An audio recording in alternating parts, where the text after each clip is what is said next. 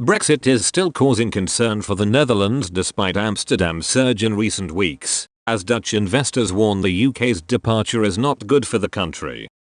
Brexit could lead to seismic changes to Europe's finance capitals, as Amsterdam's recent surge appears to indicate. The Dutch capital overtook London as the share trading capital of Europe earlier this month while the UK adjusts to its new life outside of the EU. The city's share trading volumes quadrupled to average £8 billion per day in January. At the same time, average volumes in London fell sharply to £7.4 billion last month. This shift comes after the EU refuses to recognise London's equivalence, meaning EU institutions are banned from trading in London post-Brexit.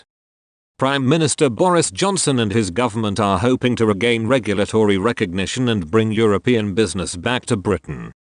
However, Brexit has also sparked concern in the EU, namely the Netherlands, despite Amsterdam's recent gains. A spokesman for the Netherlands Foreign Investment Agency warned that, despite the boost, Brexit is not good for the Netherlands. Michael Backhuizen said, "Before we start becoming euphoric about this, Brexit is not good for the Netherlands." In the end, the Netherlands has lost their second trading partner. While Amsterdam has enjoyed a boost in the immediate aftermath of Brexit, some experts don't believe London will be displaced as a key financial centre in Europe. Barclays CEO Jez Staley said the UK's departure from the EU will prove to be a net benefit for the City of London.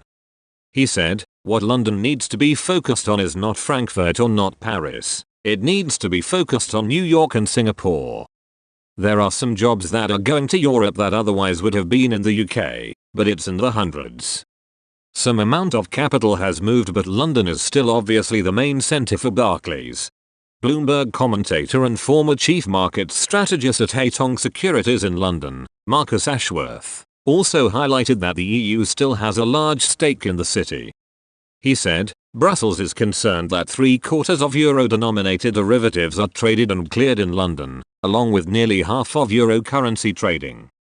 That's understandable, but for Europe to create its own self-sustaining market, it needs to think about what clients, such as London's prized ecosystem of hedge funds, want rather than obsessing about market infrastructure or where investment banks are opening subsidiary offices. In short, it needs to follow the money."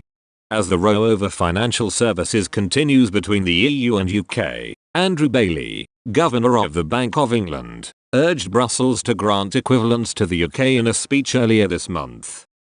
He said, "The public goods of open economies, an open financial system and the stability of that system are global, not regional, in nature. The UK is one of the world's largest global financial centres, and its financial stability, as the IMF reminded us, is therefore a global public good."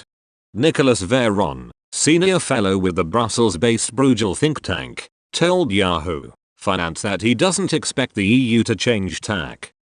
He said, "I think there is a widespread narrative in the UK that there will be somehow a negotiation about financial services, but I don't see that happening.